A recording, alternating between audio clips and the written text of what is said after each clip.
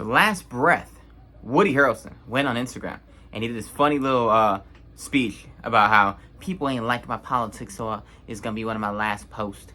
And I think it's funny. I'm like, that is true. He's at least self-aware that people don't like his politics. He's also self-aware that he's stupid. You're going to Joe Rogan and saying a bunch of nonsense, and like most people nowadays, you go on Joe Rogan to say that you're stupid. Poor Joe Rogan. I used to like Joe Rogan a lot, but I'm like, he very much went MAGA and very much went like IQ of a goldfish. So sad. Anyways, Woody Harrelson got a movie out, Last Breath, decent movie. Him, Simu Liu, some main guy I don't remember. A little interesting, life or death scenario movie about a scuba diver who they have a job that I'd never heard of before. They go down and clean the piping that runs on the ocean floor.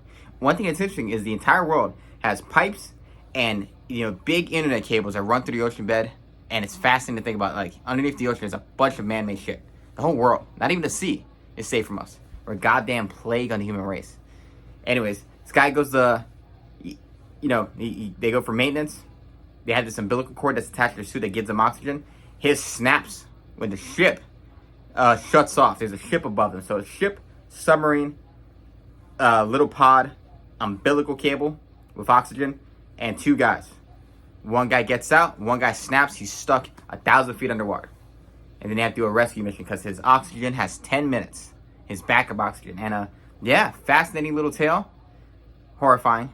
This is a terrifying job. Especially me who's claustrophobic. I ain't getting in no damn submarine. Especially when it's like 30 feet.